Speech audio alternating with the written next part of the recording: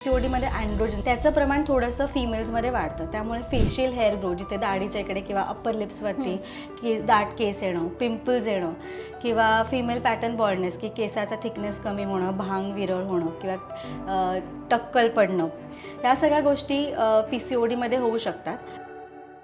चेहऱ्यावर ग्लो असेल तर मुलगा होतो आणि जर सुंदरता कमी झाली तर मुलगी होते किंवा असं काही सगळे म्हणतात, पण यामध्ये नेमकं काय तथ्य आहे? चेहऱ्यावरती किंवा केसांमध्ये जे बदल होतात प्रेग्नन्सीमध्ये त्याचा आणि बाळाच्या जेंडरचा काहीही संबंध नसतो.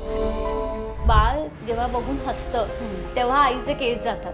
पोस्ट प्रेग्नन्सी ब्लड लॉस होतो, डाएट नीट नसतं, त्यामुळे अनिमिया होऊ शकतो की रक्त कमी होतं, हिमोग्लोबिन कमी होतं, त्यामुळे हे जे केस गळणं असतं हे क्रॉनिकली चालू राहू शकतं. सो 12 महिन्यानंतर सुद्धा जर असं वाटलं की रोज 100पेक्षा जास्त केस गळतात तर मग एकदा डॉक्टरांचा सल्ला घेतला पाहिजे.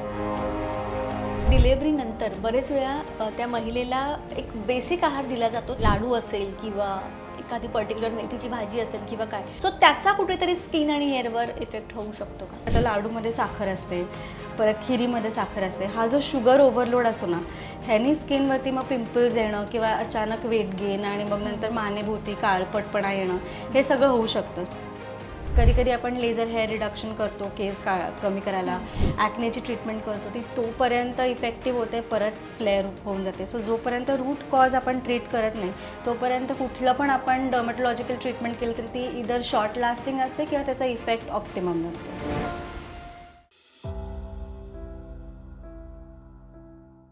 नमस्कार, मी हर्षाली लोकमत सखीच्या आरोग्यावर बोलू काहीमध्ये आपल्या सगळ्यांचं स्वागत करते. मंडळी, स्त्री असो किंवा पुरुष, प्रत्येकाला आपली स्किन प्यारी असते. सगळे आपल्या स्किनसाठी सतत काहीतरी वेगळं वेगळं ट्राय करत असतात. पण जर तुम्ही ऑब्झर्व केलं तर पुरुषांपेक्षा स्त्रियांचं वय हे लवकर दिसायला लागतं. का माहिती आहे? कारण स्त्रियांच्या लाईफमध्ये असे अनेक टप्पे येतात. प्रेग्नन्सी असेल, PCOD असेल, त्याचबरोबर जेव्हा पिरियड्स बंद होतात, मेनोपॉज असेल, तर या पिरियडमध्ये त्यांच्या स्किनमध्ये काही चेंजेस होत असतात. सो हे जे काही बदल होतात हे त्यावेळी ओळखणं गरजेचं असतं, त्यावेळी त्यावर ट्रीटमेंट घेणं गरजेचं असतं. आणि याचसाठी आज आपल्यासोबत आहेत डर्मॅटॉलॉजिस्ट डॉक्टर नेहा आटले. डॉक्टर, खूप खूप स्वागत आहे तुमचं. नमस्कार. नमस्कार. तर आज डॉक्टर नेहा आटले यांच्याकडून आपण फ्रीमध्ये मार्गदर्शन घेणार आहोत. एकंदरीत जे प्रेग्नन्सी प्लॅन करतायत किंवा जे ऑलरेडी या फेजमध्ये आहेत त्यांच्यासाठी आजचा हा पॉडकास्ट खूप महत्त्वाचा आहे. सो नक्की शेवटपर्यंत पहा. तर डॉक्टर नेहा, आता प्रेग्नन्सी हा स्त्रीच्या लाईफमधला खूप मोठा आणि वेगळा आणि महत्त्वाचा टप्पा असतो. तर या टप्प्यामध्ये काय होतं की स्त्रीच्या चेहऱ्यावर अनेक बदल होतात. सो बरेच वेळा तिचा चेहरा डलच होतो किंवा ग्लो येतो, ज्याला आपण प्रेग्नन्सी ग्लो म्हणतो. तर यामध्ये पण काही मिथ आहेत की चेहऱ्यावर ग्लो असेल तर मुलगा होतो आणि जर सुंदरता कमी झाली तर मुलगी होते किंवा असं काही सगळे म्हणतात, पण यामध्ये नेमकं काय तथ्य आहेत आणि चेहऱ्यावर जे चेंजेस होतात ते नेमके कशामुळे होतात? सो पहिले मिथ बस्टिंग की चेहऱ्यावरती किंवा केसांमध्ये जे बदल होतात प्रेग्नन्सीमध्ये त्याचा आणि बाळाच्या जेंडरचा काहीही संबंध नसतो. सो हे जे बदल होतात प्रेग्नन्सीमध्ये ते मेनली हॉर्मोनल असतात. प्रेग्नन्सीमध्ये इस्ट्रोजन, प्रोजेस्टेरॉन नावाचे जे 2 हॉर्मोन असतात त्याची लेवल्स बॉडीमध्ये वाढतात. त्यामुळे आपल्या स्किनमध्ये जे सिबेशियस ग्लँड असतात, तेल बनवणारे ग्रंथी असतात, त्यांची ॲक्टिव्हिटी वाढते. त्यामुळे ज्यांना थोडंसं जेनेटिकली ॲक्ने व्हायचे चान्सेस जास्त असतात किंवा ज्यांची ॲक्ने प्रोन टेंडन्सी असते त्यांना ॲक्ने येऊ शकतात. स्किनमध्ये व्हॅस्क्युलॅरिटी वाढते, त्यामुळे रक्त प्रवाह चांगला होतो, त्यामुळे काही काहींना असं वाटतं ग्लो आला आहे चेहऱ्यावरती. आणि एक मेलानोसाइट स्टिम्युलेटिंग हॉर्मोन म्हणून असतो जे रंग बनवणाऱ्या पेशी जे असतात त्यांना स्टिम्युलेट करतात. त्यामुळे कधी कधी आम्ही ज्याला प्रेग्नन्सी मास्क म्हणतो किंवा क्लोआझ्मा म्हणतो की चेहऱ्यावरती काळे डाग येतात प्रेग्नन्सीमध्ये, तसं होऊ शकतं. तर हे जे हॉर्मोन्स वाढतात ते त्याचे तुमच्या शरीरावरती किंवा स्किन आणि हेअरमध्ये कसे बदल होणार हे त्या व्यक्तीच्या जेनेटिक मेकअपवरती डिपेंडेंट असतं. तुमची जर ॲक्ने प्रोन स्किन असेल, तुम्हाला जर पिगमेंटेशन करता तुमची स्किन प्रोन असेल तर ते हॉर्मोन्स वाढल्यानंतर तुमच्या त्वचेवरती पिगमेंटेशन होणं, ॲक्ने होणं असं होऊ शकतं. आता डॉक्टर, बरेच वेळा काय होतं की जेव्हा पहिल्यांदा महिला प्रेग्नंट राहते तेव्हा तिला काहीच माहिती नसतं की आपण कोणतं रुटीन फॉलो करायला पाहिजे किंवा कोणती क्रीम लावायला पाहिजे. ती तेच रुटीन फॉलो करते जे प्रेग्नंट व्हायच्या आधी ती करत असते. सो बेसिकली तिच्यासाठी, म्हणजे आपल्या प्रेक्षकांसाठी तुम्ही सांगा की प्रेग्नंट राहिल्यानंतर कोणते स्किन केअर प्रोडक्ट टाळायला पाहिजे? सो खूप इम्पॉर्टंट, कारण जे तुम्ही प्रेग्नन्सीच्या आधी वापरत असाल त्याच्यामध्ये काही काही असे इंग्रेडियंट्स असतात जे प्रेग्नन्सीमध्ये चालत नाहीत. तर सगळ्यांना माहिती आहे की रेटिनॉइड्स ओरल तर स्ट्रिक्टली कॉन्ट्रा इंडिकेटेड आहेत, किंवा टॉपिकली सुद्धा रेटिनॉइड्स आम्ही म्हणतो की प्रेग्नन्सीमध्ये अजिबात नाही वापरायचे. त्याबरोबर पिगमेंटेशन करता एक हायड्रोक्विनोन नावाचं मॉलिक्यूल असतं, ते प्रेग्नन्सीमध्ये चालत नाही. सॅलिसिलिक ॲसिड जर तुम्ही ॲक्ने करता वापरत असाल किंवा पील करत असाल तर ते प्रेग्नन्सीमध्ये चालत नाही. कुठलीही लेझर ट्रीटमेंट किंवा बोटॉक्सची ट्रीटमेंट प्रेग्नन्सीमध्ये करू नये असा आम्ही सल्ला देतो. किंवा ज्यांना केस गळतात किंवा हेअर थिनिंग होतं त्यांना टॉपिकल मिनॉक्सिडिल दिलं जातं, ते पण प्रेग्नन्सीमध्ये अवॉइड करायला सांगतो आम्ही. ओके. सो प्रेग्नन्सीचा रुटीन म्हटला तर एकदम सिम्पल, लेस इज मोर हा एक फंडा प्रेग्नन्सीमध्ये फॉलो केला पाहिजे. एक मॉइश्चरायझर, सनस्क्रीन हे मोर दॅन इनफ असतं प्रेग्नन्सीमध्ये. ओके. आता प्रत्येक महिलेला वाटत असतं की आपण प्रेग्नन्सीच्या आधी आणि नंतर सेम दिसावं, म्हणजे ते भरपूर स्वतःची काळजी घेत असतात. पण एकंदरीत असे कोणते स्किनमध्ये काही चेंजेस असतील किंवा काय, जे त्यांनी असं समजता कामा नये की हे नॉर्मल आहे, हे नॉर्मल नाही आहे, हे कसं ओळखावं आणि त्या त्या वेळेला कसं कनेक्ट व्हावं, यावर काय सोल्युशन आहे? सो प्रेग्नन्सीमध्ये काही काही स्किनमधले चेंजेस असतात, ते रेड फ्लॅग्स म्हणू शकतो आपण, की हे असं होत असेल तर ते अजिबात अंगावरती काढलं नाही पाहिजे. ते म्हणजे तळ हातावर आणि तळ पायावरती खूप जास्त खाज येते, एस्पेशली रात्रीच्या वेळेला ड्युरिंग नाईट. तर ते लक्षण असू शकतं इंट्राहेपॅटिक कोलेस्टेसिस ऑफ प्रेग्नन्सी, ज्यामुळे लिव्हरचे एन्झाईम्स वाढतात. हां हां. सो तसं असेल तर ते अजिबात अंगावरती काढू नये. तुम्ही डॉक्टरांचा सल्ला घ्या त्या मध्ये. आणि हातापायावरती, पोटावरती जर पाणी भरलेले फोड आले तर ते लगेच दाखवलं पाहिजे. किंवा रॅश विथ फीवर हे अजिबात प्रेग्नन्सीमध्ये अंगावरती काढून चालत नाही, कारण कधी कधी शक्यता असते की चिकन पॉक्स किंवा कांजिण्या ज्याला आपण म्हणतो मराठीत, ते जर झालं तर त्याच्या गर्भावरती खूप ॲडव्हर्स इफेक्ट होऊ शकतो. तर ते जर असं चिकन पॉक्स असेल तर लवकरात लवकर आपण त्याची ट्रीटमेंट सुरू केली तर ते टाळता येतं. सो छोटे छोटे पाणी भरलेले फोड आणि ताप असं प्रेग्नन्सीमध्ये झालं तर लगेच तुम्ही तुमच्या डर्मॅटॉलॉजिस्टना कन्सल्ट केलं पाहिजे. ओके. आता जसं तुम्ही म्हणाला की इचिंग होत असेल किंवा काय, तर प्रेग्नन्सीमध्ये मोस्ट ऑफ द महिलांना पोटावर सुद्धा इचिंग होते, हातापायावर होते, आणि मग सगळे म्हणतात की जर तुम्ही तिथे खाजवलं तर स्ट्रेच मार्क्स येतील. तर या स्ट्रेच मार्क्सपासून वाचण्यासाठी आपण काय करू शकतो, किंवा आपण ते येऊच नये म्हणून काय करू शकतो का? सो मोस्ट इम्पॉर्टंट म्हणजे स्ट्रेच मार्क्सची टेंडन्सी जेनेटिक असते. तुम्हाला जर उंची वाढताना पायावरती, पाठीवरती जर स्ट्रेच मार्क्स आधी आले असतील तर समजा तुम्ही की तुमची थोडी जेनेटिक टेंडन्सी आहे की स्ट्रेच मार्क्स व्हायची, तर तसं असेल तर थोडंसं चान्सेस जास्त असतात की प्रेग्नन्सीमध्ये पण स्ट्रेच मार्क्स येऊ शकतील. आता स्ट्रेच मार्क्स कशामुळे येतात की स्किन ताणली जाते, पोट वाढतं त्यावेळेस, आणि ज्यावेळी जे स्किनमधलं कोलॅजन इलॅस्टिन असतं, सो जेवढ्या स्पीडनी आपली स्किन स्ट्रेच होते तेवढ्या फ्रिक्वेन्सीनी किंवा तेवढ्या स्पीडनी आतलं कोलॅजन किंवा इलॅस्टिन टिश्यू वाढत नाही. त्यामुळे स्किनमध्ये मायक्रोस्कोपिक टेअर्स म्हणू शकतो किंवा इंजुरीज होते, जे नंतर स्कार होऊन त्याचं स्ट्रेच मार्क्स होतं. सो हे होण्याकरता सगळ्यात मेन म्हणजे ग्रॅज्युअल वेट गेन. म्हणजे हळूहळू तुम्ही जर वजन वाढलं, हळूहळू पोट वाढलं, हळूहळू स्किन स्ट्रेच झाली तर स्ट्रेच मार्क्स व्हायचे चान्सेस कमी होतात. दुसरी म्हणजे जर स्किन वेल हायड्रेटेड असेल तर स्ट्रेच मार्क्सचे चान्सेस कमी होतात. त्याच्याकरता इमोलियन बेस्ड कुठलं पण मॉइश्चरायझर तुम्ही जर फर्स्ट ट्रायमेस्टरपासून नियमितपणे पोटावरती लाईटली मसाज करून लावलं तर स्ट्रेच मार्क्सचे चान्सेस कमी होतात. आणि तिसरं म्हणजे डाएटमध्ये प्रोटीन इंटेक, कारण शेवटी कोलॅजन आणि इलॅस्टिन काय, ते प्रोटीन आहे. सो तुम्ही जितकं जास्त प्रोटीन इंटेक व्यवस्थित ठेवा तितकं जास्त कोलॅजन तुमच्या बॉडीमध्ये छान प्रोड्यूस होईल, आणखी स्ट्रेच मार्क्सचे चान्सेस कमी होतील. ओके. आता प्रेग्नन्सीमध्ये बरेच वेळा महिलांचे केस खूप गळतात, प्रचंड प्रमाणात हेअरफॉल होतो, आणि बरेच वेळा तिला असं म्हटलं जातं की, म्हणजे आफ्टर डिलिव्हरी म्हणते मी, की बाळ जेव्हा बघून हसतं तेव्हा आईचे केस जातात. सो हे खरं आहे का? आणि जर ते नसेल तर मग केस कशामुळे जातात? सो प्रेग्नन्सीमध्ये काय होतं ना की प्रोजेस्टेरॉन या हॉर्मोनच्या इफेक्टमुळे जे केस आपले असतात ते केसाची एक सायकल असते, एक ग्रोथ सायकल असते आणि एक शेडिंग सायकल असते, म्हणजे ज्यामध्ये केस गळून पडतात. तर प्रोजेस्टेरॉनच्या अंडर ती ग्रोथ सायकल इलॉंगेट होते, म्हणजे ते ग्रोथ सायकलमध्ये भरपूर केस राहतात, त्यामुळे केस छान वाढतात, दाट होतात प्रेग्नन्सीमध्ये. आणि पोस्ट डिलिव्हरी दोन गोष्टी होतात, एक तर प्रोजेस्टेरॉनची लेवल एकदम कमी होऊन जाते डिलिव्हरीनंतर, आणि दुसरी म्हणजे डिलिव्हरी हा एक बॉडीला झालेला स्ट्रेस असतो की तुमचा ब्लड लॉस होतो, त्यामुळे तो body perceives it as a stress.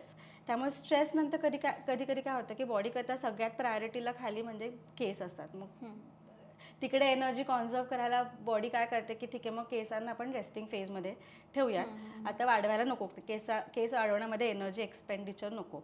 So असं झाल्यानंतर केसांची जी रेस्टिंग फेजमध्ये केस जातात ते युजली 2 ते 3 महिने राहतात.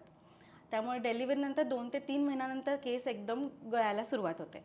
आणि बाळ हसतं म्हणजे एक सोशल स्माईल किंवा बाळामध्ये एक स्माईलचा एक माइलस्टोन असतो, तो पण अराउंड 2 to 3 मंथ्समध्ये डेव्हलप होतो. त्यामुळे आपल्या अँसेस्टर्सनी ते ऑब्झर्व केलं आणि मग एक त्या दोन्हीमध्ये कोरिलेशन केलं की बाळ हसायला लागलं की आईचे केस गळायला लागतात. ते टाईमलाईन वाईज मॅच होतं म्हणून असं म्हणलं जात असावं. ओके, मग हे जे गळलेले केस असतात ते तर कायम असेच राहतात की ते नाही. पुन्हा येतात आधीसारखे, पुन्हा त्याच व्हॉल्यूममध्ये केस कधीपर्यंत येऊ शकतात? सो 6 to 12 मंथ्समध्ये हे टोटली रिव्हर्स होतं, म्हणजे केसाचं गळणं कमी होतं आणि न्यू ग्रोथ स्टार्ट होते. कधी कधी काय होतं की पोस्ट प्रेग्नन्सी ब्लड लॉस होतं, डाएट नीट नसतं, त्यामुळे अनिमिया होऊ शकतो की रक्त कमी होतं, हिमोग्लोबिन कमी होतं. त्यामुळे हे जे केस गळणं असतं हे क्रॉनिकली चालू राहू शकतं. सो 12 महिन्यानंतर सुद्धा जर असं वाटलं की रोज 100पेक्षा जास्त केस गळतात तर मग एकदा डॉक्टरांचा सल्ला घेतला पाहिजे. आणि अजून असे पण स्टडीज आहेत की जे तुम्हाला प्रेग्नन्सीमध्ये सप्लिमेंट्स दिले जातात, आयर्न, फोलिक ॲसिड असू देत किंवा कॅल्शियम सप्लिमेंट्स असू देत, ते जर तुम्ही डिलिव्हरीनंतर सुद्धा 1-2 महिने कंटिन्यू केले तर हे जे केस गळण्याची सिव्हिरिटी आहे ती कमी होऊ शकते. सो डॉक्टर नेहा, डिलेव्हरीनंतर बरेच वेळा त्या महिलेला एक बेसिक आहार दिला जातो, त्या व्यतिरिक्त काहीच दिलं जात नाही. लाडू असेल किंवा एखादी पर्टिक्युलर मेथीची भाजी असेल किंवा काय, बाकीचा कोणताही आहार तिला दिला जात नाही, कारण ते बाळासाठी चांगलं नसतं असं म्हणतात. सो त्याचा कुठेतरी स्किन आणि हेअरवर इफेक्ट होऊ शकतो का? सो घरचं जे जेवण असतं ना की भाकरी असू देत, भाजी असू देत किंवा पोळी भाजी, आमटी, भात, that is more than enough. तुम्ही जर सप्लिमेंट्स पण कंटिन्यू केले विटॅमिन्सचे तर तेवढं आहार पुरतो. म्हणजे तुम्हाला पोर्शन साईज वाढवावा लागेल कारण of course you are feeding a baby. पण त्याच्याबरोबर जे आपल्याकडे एक खिरी आहेत किंवा लाडू आहेत, आता आळीवाचे लाडू, डिंकाचे लाडू किंवा दिवसातनं 2-3 वेळा खीर द्यायला पाहिजे असं म्हणतात पोस्ट प्रेग्नन्सी. तर याच्यामध्ये काय म्हणजे दूध चांगलं, त्याच्यामधून प्रोटीन मिळतं, आळीवामधून आयर्न मिळतं. हे सगळं जरी असलं तरी त्याच्याबरोबर प्रत्येक आता लाडूमध्ये साखर असते, परत खिरीमध्ये साखर असते. हा जो शुगर ओव्हरलोड असतो ना, ह्यानी स्किनवरती मग पिंपल्स येणं किंवा अचानक वेट गेन आणि मग नंतर मानेभोवती काळपटपणा येणं हे सगळं होऊ शकतं. सो बाकी घरचा पूर्ण आहार व्यवस्थित घ्या तुम्ही.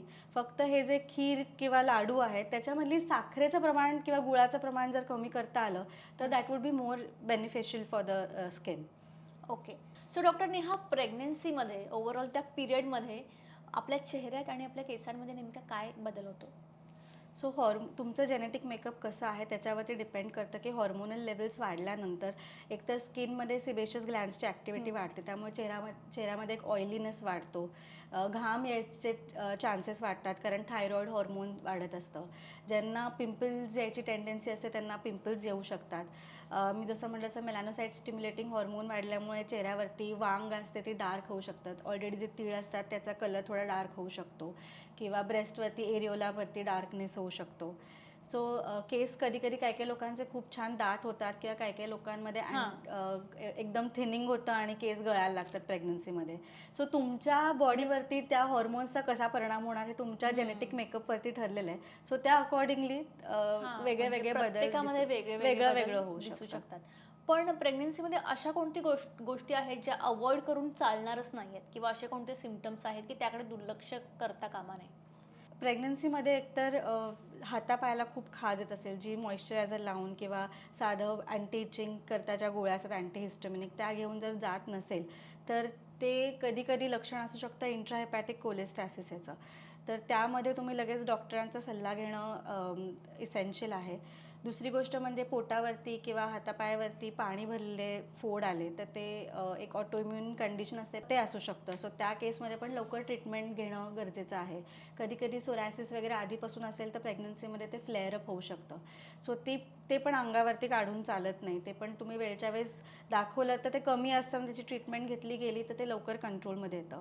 फीवर प्लस रॅश म्हणजे अंगावरती लाल चट्टे आलेत आणि ताप पण आलाय, अशी कंडिशनमध्ये कधी पण अंगावरती काढू नये कारण त्यामध्ये सपोज चिकन पॉक्स ची शक्यता असू शकते की छोटे छोटे पाणी भरलेले फोड अंगावरती येतात आणि ताप येतो. आणि चिकन पॉक्स जर प्रेग्नन्सीमध्ये झालं, ज्याला आपण मराठीत कांजिण्या म्हणतो, तर त्याचा गर्भावरती खूप ॲडव्हर्स परिणाम होऊ शकतो की बाळाची ग्रोथ रिटार्ड होऊ शकते किंवा बाळामध्ये काही डेव्हलपमेंटल अबनॉर्मॅलिटीज येऊ शकतात. तर ते आपण जर झालं तर लवकरात लवकर ट्रीट केलं तर त्याचा नक्कीच हे सगळे पुढचे दुष्परिणाम आपण अवॉइड करू शकतो. तर डॉक्टर नेहा, आपल्या प्रेक्षकांसाठी प्रेग्नन्सीमध्ये नेमकं कोणतं एखादं सोपं स्किन केअर रुटीन तुम्ही त्यांना सांगू शकता? सो प्रेग्नन्सीमध्ये लेस इज मोर, की जितकं कमीत कमी तुम्ही वापराल, जर तुमची स्किन ओव्हरऑल जर नॉर्मल असेल, की काही पिंपल्स नाही येत आहेत, पिगमेंटेशन नाही आहे किंवा कुठला बाकी एक्झिमा किंवा सोरायसिस असं कुठलेच कंडिशन्स नाही आहेत, तुमची ओव्हरऑल स्किन नॉर्मल असेल तर फक्त मॉइश्चरायझर, स्ट्रेच मार्क्स अवॉइड करण्याकरता आणि सकाळी च्या वेळेला बाहेर जाणार असाल किंवा घरीसुद्धा असाल तरीसुद्धा एक फिजिकल सनस्क्रीन. केमिकल सनस्क्रीन आम्ही म्हणतो अवॉइड करायचं, कारण बरेचसे ॲवोबेन्झोन किती SPF त्यामध्ये? 30 to 50 SPF is enough. Physical sunscreen वापरा तुम्ही.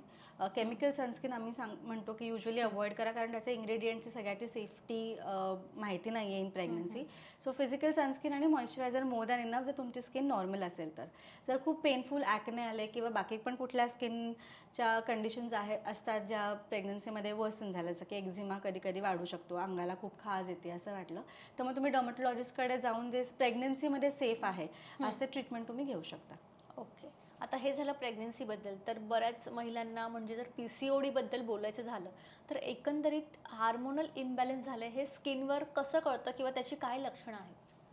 सो हॉर्मोनल इम्बॅलन्स म्हणजे PCODमध्ये काय होतं ना, की PCODमध्ये अँड्रोजन जे युजली फिमेल्समध्ये पण थोड्या प्रमाणात सिक्रेट होतात, पण जास्त पुरुषांमध्ये सिक्रेट होणारे हॉर्मोन्स आहेत, त्याचं प्रमाण थोडंसं फिमेल्समध्ये वाढतं. त्यामुळे फेशियल हेअर ग्रो, जिथे दाढीच्या इकडे किंवा अप्पर लिप्सवरती की दाट केस येणं, पिंपल्स येणं किंवा फिमेल पॅटर्न बॉल्डनेस, की केसाचा थिकनेस कमी होणं, भांग विरळ होणं किंवा टक्कल पडणं, ह्या सगळ्या गोष्टी PCODमध्ये होऊ शकतात. आणि दुसरी एक गोष्ट म्हणजे कॉम्पोनंट ऑफ इन्सुलिन रेझिस्टन्स असतं. म्हणजे डायबिटीजमध्ये कसं इन्सुलिन करता रेझिस्टन्स येतो बॉडीमध्ये, अगदी त्या प्रमाणात नाही पण थोड्या प्रमाणात PCODमध्ये पण असतं. सो त्याच्यामुळे मानेच्या इकडे काळं, ज्याला आम्ही अकॅन्थोसिस नायग्रिकन्स म्हणतो, की स्किनचा थिकनेस पण वाढतो आणि काळपटपणा पण वाढतो. काकेत, मानेवरती छोटे छोटे मस्से येणं, या सगळ्या गोष्टी पण PCODमध्ये दिसायला येतात आणि या indicative of hormonal imbalance. Okay.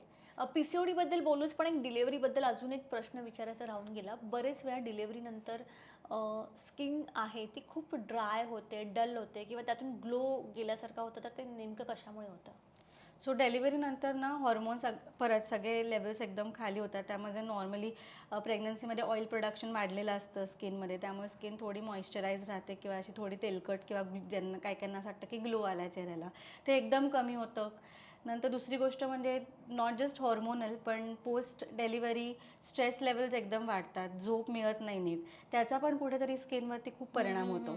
किंवा खाण्यामध्ये मग प्रोटीन डेफिशियंट असेल, खूप जास्त गोड खाण्यात आलं तर त्या एक्सेस शुगर कॉन्टेंटमुळे पिंपल्स येणे, चेहऱ्यावरती डलनेस येणे, ह्या सगळ्या गोष्टी, बऱ्याच गोष्टींचं एकत्रित मिश्रण म्हणून मग ते चेहऱ्यावरती आणि केसांवर त्याचा परिणाम दिसतो. ओके. मग आता पुन्हा PCODवर येऊया. तर मग यामध्ये नेमकं PCODमध्ये केसांवर आणि स्किनवर एकंदरीत काय परिणाम होतो? काय बदल होतात?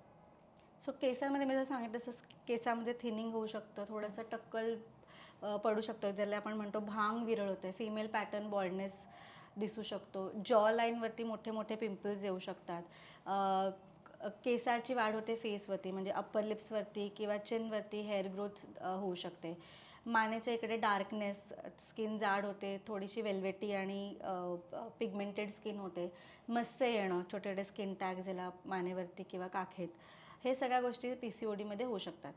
मग PCODमध्ये एकंदरीत एक परफेक्ट लाईफस्टाईल कसं असलं पाहिजे? सो लाईफस्टाईल म्हणजे जर तुमचं ऑलरेडी पिरियड्स इरेग्युलर असतील आणि PCODमध्ये पण आता 2 प्रकार आहेत, एक थिक PCOD, एक थिन PCOD. म्हणजे जर जाडपणा असेल किंवा ओबेसिटी असेल तर त्याच्यानंतर होणार एक PCOD असतं, आणि एक बारीक लोकांमध्ये नॉर्मल BMI असताना सुद्धा PCOD होऊ शकतं. सो जर ऑलरेडी ओबेसिटी असेल तर मेन इज वेट रिडक्शन. त्यांनी बऱ्यापैकी हॉर्मोनल बॅलन्स परत हॉर्मोनल इम्बॅलन्स करेक्ट व्हायला मदत होते. दुसरी गोष्ट म्हणजे तुम्ही गायनेकोलॉजिस्ट म्हणजे this is not just dermatologist to be treated thing. तुम्ही गायनेकोलॉजिस्टना पण दाखवलं पाहिजे. जो काही हॉर्मोनल इम्बॅलन्स आहे तो मुळापासून ट्रीट झाला पाहिजे. कारण कधी कधी आपण लेझर हेअर रिडक्शन करतो केस कमी करायला, ॲक्नेची ट्रीटमेंट करतो, ती तोपर्यंत इफेक्टिव्ह होते, परत फ्लेअर होऊन जाते. सो जोपर्यंत रूट कॉज आपण ट्रीट करत नाही तोपर्यंत कुठलं पण आपण डर्मॅटोलॉजिकल ट्रीटमेंट केलं तरी ती इधर शॉर्ट लास्टिंग असते किंवा त्याचा इफेक्ट ऑप्टिमम नसतो. सो हे दोन्ही गायनेकोलॉजिकली सुद्धा ट्रीट करण्यासारखी गोष्ट आहे आणि बाकी स्किनचे वरती जे येणारे साईन्स अँड सिम्पटम्स आहेत ते डर्मॅटोलॉजिस्टनी एकत्र ट्रीट करण्यासारखी कंडिशन आहे. ओके, मग यावेळेस जर वेळीच ट्रीटमेंट केली, व्यवस्थित आहार किंवा जे काही फॉलो करण्यासारख्या गोष्टी आहेत त्या केल्या, तर हे पूर्णपणे यातून आपण कव्हर होऊ शकतो? हो, PCODमधनं नक्कीच रेमिशन होऊ शकतं PCODचं, प्रोव्हायडेड तुम्ही जे ट्रीटमेंट केली आहे आणि नंतर जे लाईफस्टाईल चेंजेस केले आहेत ते तुम्ही पुन्हा तसेच कंटिन्यू करता आहात पुढे. तर डॉक्टर नेहा, की जेव्हा महिलांचे पिरियड्स बंद होतात, म्हणजे जेव्हा मेनोपॉज चालू होतो, तेव्हा एकंदरीत तिच्या स्किनमध्ये काही फरक जाणवू लागतात किंवा स्किन लूज होते, तर ते नेमकं कशामुळे होतं? सो मेनोपॉजमध्ये कसं आपले प्युबर्टी ज्यावेळी आपण पहिल्यांदा पिरियड सुरू होतात त्याच्या आधी कसं इस्ट्रोजन प्रोजेस्ट्रॉनचे लेवल्स एकदम कमी असतात, मग ते हळूहळू वाढतात, मग प्रेग्नन्सीमध्ये अजून वाढतात, मग ते डिलिव्हरीनंतर कमी होतात. तसं मेनोपॉजनंतर प्युबर्टीच्या आधी जी स्टेज असते ती स्टेज परत हॉर्मोनल लेवलला त्या बाईच्या लाईफमध्ये येते.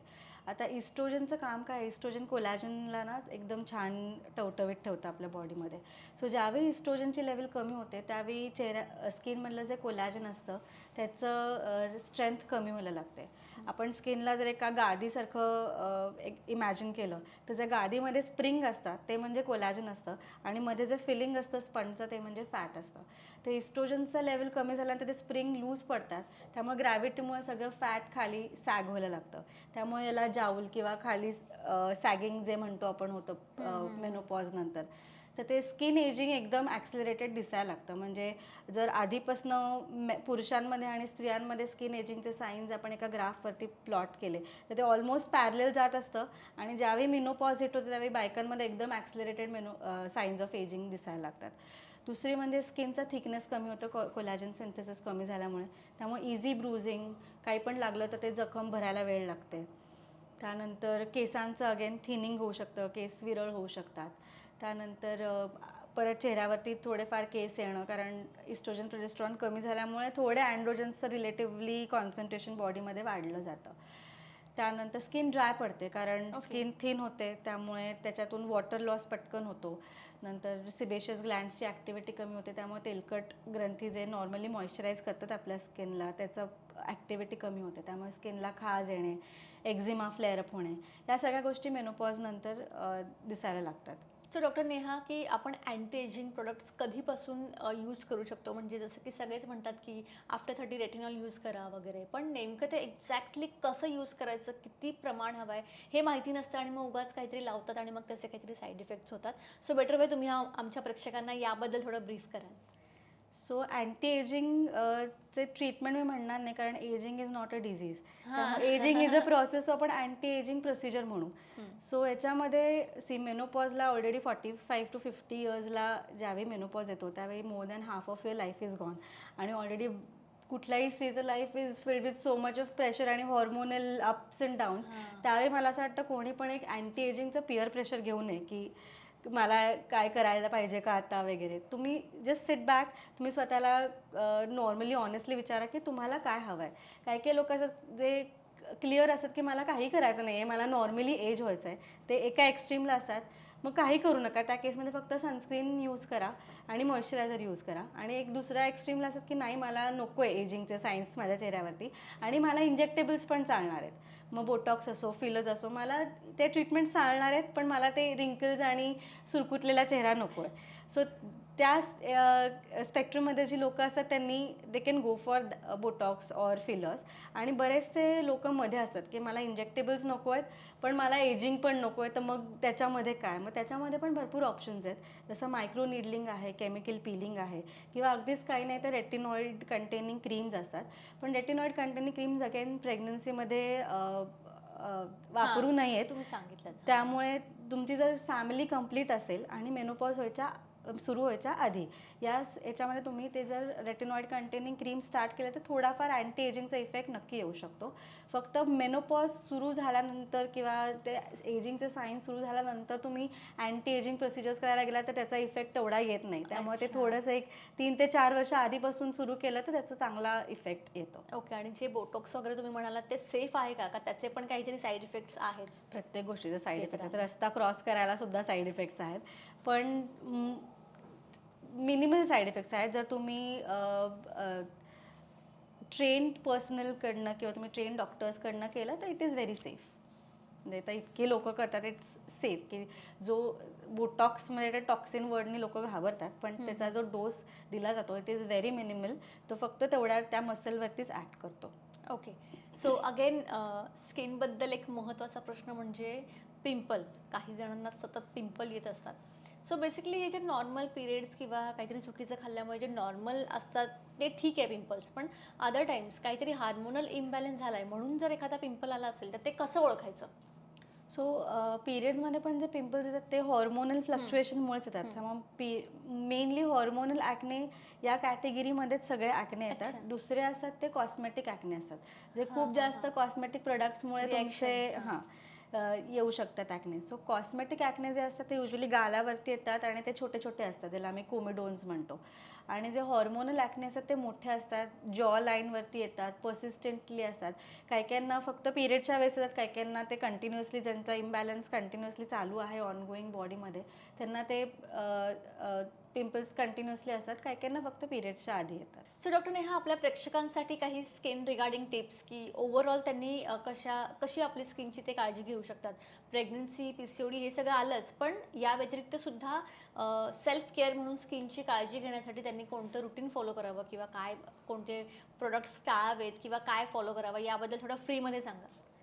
सो स्किन केअर रुटीन म्हणजे 10 गोष्टी स्किनवरती एकानंतर एक लावल्या म्हणजे ते खूप चांगलं तुम्ही फॉलो करताय स्किन केअर रुटीन असं नाही आहे. कधी कधी कमी याच्यामध्ये पण ते तुमच्या स्किन करता गरजेचं आहे एवढं. आणि स्किन हेल्थ ही फक्त स्किन म्हणजे प्रत्येक ऑर्गन असं आपण वेगळा वेगळा काढून असं म्हणू शकत नाही की माझं बाकी सगळं चांगलं नाही आहे पण माझी लिव्हर खूप हेल्दी आहे. तसंच स्किनचं पण आहे की बाकी आतमधनं तुम्ही जर पूर्ण हेल्दी नसाल तर त्या स्किनवरती पण ती हेल्थ दिसणार नाही आहे. त्यामुळे मी म्हणते जर हेल्थ इज होलिस्टिक. तुम्ही स्ट्रेस मॅनेजमेंट पण स्किन हेल्थमध्ये खूप इम्पॉर्टंट आहे की तुम्ही जर खूप स्ट्रेस्ड आहात पण तुम्ही ॲक्टिव्स 10-20 चेहऱ्यावरती लावताय तरी सुद्धा त्या ॲक्टिव्सचा काही इफेक्ट होणार नाही. तो पिंपल यायचा तो येणारच. किंवा फिजिकल ॲक्टिव्हिटी नाही आहे, प्रोटीन इंटेक ॲडिक्वेट नाही आहे, खूप जास्त गोड खाणं आहे, या सगळ्याचा दुष्परिणाम स्किनवरती होतो. सो साखर कमी करा, त्यानंतर बाहेरचं जास्त खाऊ नका, घरचं होम कुक्ड क्लीन फूड, त्यानंतर रोजचा फिजिकल एक्सरसाइज, स्ट्रेस मॅनेजमेंट आणि त्याबरोबर सनस्क्रीन रोज डेली आणि मॉइश्चरायझर आणि इनफ वॉटर इंटेक. ओके. बरं, तुम्ही साखरचं म्हटलंच आहे, पण साखर बंद करणं तितकं सोपं नाही आहे. मग ते कमी केलं तर चालतंय का? कमी करणं इज द फर्स्ट स्टेप. म्हणजे अगदी ज्यांना डायबिटीस नाही त्यांना अगदी साखर खाऊच नका असं म्हणणं नाही आहे. पण साखरनी ना स्किनचं एजिंग पण फास्ट होतं किंवा पिंपल झाले असतील तर ते पण वाढत जातात अजून. सो या सगळ्या गोष्टी माहितीत आपल्याला की साखरेने होतात आणि साखरेमध्ये तसं न्यूट्रिशनल व्हॅल्यू काहीच नाही आहे. त्यामुळे साखर फक्त जिभेला छान लागते आणि तेवढंच त्याचं काम आहे. पण ती जर कमी करता आली की 1 किंवा 2 चमचे दिवसात, त्याच्यापेक्षा जास्त साखर नाही खायची. 1-2 चमचे. त्याला गूळ चालतो का? गूळ आणि साखर सिमिलरच. म्हणजे गूळ हा साखरेपेक्षा बेटर असं वाटतं लोकांना, पण तसं काही नाही आहे. पूर्वी जे गूळ ट्रेडिशनल पद्धतीने बनवायचं त्याच्यामध्ये थोडंसं ते आयर्न कंटेनर्समध्ये बनवल्यामुळे त्यात थोडंसं आयर्न कॉन्टेंट असायचा ज्याने करून हिमोग्लोबिन वाढायला मदत व्हायची गूळ खाल्लं तर. पण आत्ताचे गूळ असतात त्याच्यामध्ये तसं तेवढं काही आयर्न कंटेंट नसतो आणि जर आयर्नच बॉडीला हवा असेल तर ते गुळातून याची गरज नाही आहे. त्याकरता पालेभाज्या आहेत, अंजीर आहे, बाकी सगळे फ्रूट्स आणि ड्रायफ्रूट्स आहेत, त्याच्यातून सुद्धा तुम्हाला आयर्न मिळू शकतं. सो रेटिनॉलबद्दल मी थोड्या वेळापूर्वी तुम्हाला विचारलं होतं, पण ते रेटिनॉल नेमकं कसं वापरायचं हे थोडं ब्रीफमध्ये आपल्या प्रेक्षकांना सांगा. सो रेटिनॉइड्स हे एक तर फॅमिली कंप्लीट आहे. तुम्ही नॉन प्रेग्नेंट आहात तर तुम्ही स्टार्ट करू शकता रेटिनॉइड कंटेनिंग क्रीम्स. ते रात्रीच्या वेळी वापरायला पाहिजेत कारण ऑलरेडी त्यांनी स्किन थोडीशी इरिटेट होऊ शकते आणि इचिंग होऊ शकतं. त्यामुळे आधी स्टार्ट एक स्लो अँड ग्रॅज्युअली.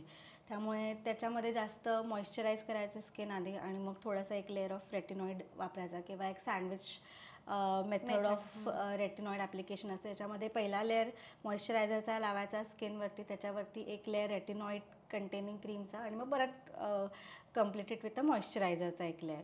त्यांनी काय होतं की स्किनचं इरिटेशन किंवा ड्रायनेस जे रेटिनॉइड मुळे होऊ शकतं ते मिनिमलाइज होतं. आणि मग हळूहळू तुम्ही त्याचं कॉन्सन्ट्रेशन वाढवू शकता. सुरुवातीला एकदम कमी कॉन्सन्ट्रेशनने स्टार्ट करा, मग हळूहळू कॉन्सन्ट्रेशन वाढवत घ्या जसं जसं तुमची कमी skin म्हणजे suit- किती? त्याचं आता 0.04% असतं किंवा पर्सेंटेज त्याचे वेगळे वेगळे येतात. तुम्ही अगदी कमी पर्सेंटेजने स्टार्ट करून मग हळूहळू. मग ते डेली वापरू शकतो की आठवड्यातून 2दा 3दा असं काही? सो सुरुवातीला ऑल्टरनेट डे वापरून बघा तुम्ही की तुमची स्किन कशी रेस्पॉन्ड करते. जर असं वाटलं की स्किनवरती इरिटेशन होते, लालपणा येतोय, स्किन ड्राय वाटते, खाज येत आहे, तर मग हळूहळू अजून ग्रॅज्युअली ते वाढवा. जसं जसं तुम्ही वापरत जाल रेटिनॉइड्स तसं तसं स्किन तुमची अडॅप्ट होते त्याला. सो स्किनचा पण टॉलरन्स वाढतो आणि मग नंतर ते इरिटेशन वगैरे होणं कधी कधी कमी होऊन जातं. मग त्या केसमध्ये ते कमी झालं की मग ते रोज वापरायला सुरुवात करा. मग रोज वापरून सुद्धा ज्यावेळेस वाटतं की आता सूट होतं आहे, मग हळूहळू त्याचं कॉन्सन्ट्रेशन वाढवा. ओके. तुम्ही या ठिकाणी याला इतकं चांगलं मार्गदर्शन केलं आपल्या प्रेक्षकांना, त्यासाठी तुमचे मनापासून धन्यवाद डॉक्टर नेहा. थँक्यू. थँक्यू. तर मंडळी, तुम्ही ऐकलत ना डॉक्टर नेहा यांनी काय सांगितलं. जर तुम्हाला बाहेरून ग्लो व्हायचं असेल तर तुम्हाला आतून पण तितकं हॅप्पी असणं गरजेचं आहे. आणि त्याचबरोबर प्रेग्नन्सी असेल, PCOD असेल, या सगळ्या टप्प्यांमध्ये तुम्हाला त्यावेळी स्किनमध्ये काही वेगळे चेंजेस दिसत असतील तर त्यावेळी तुम्ही कन्सल्ट करा. कुठली गोष्ट इनिशिएट स्टेजला आपण त्यावर ट्रीटमेंट घेतली तर ते बेटर असतं, नंतर जाऊन त्यावर ट्रीटमेंट घेणं कठीण होऊन बसतं. सो ह्या सगळ्या टिप्स तुम्ही फॉलो करा. आणि आजचा हा पॉडकास्ट आवडला असेल तर लाईक करा, शेअर करा आणि चॅनलला सबस्क्राईब करायला विसरू नका.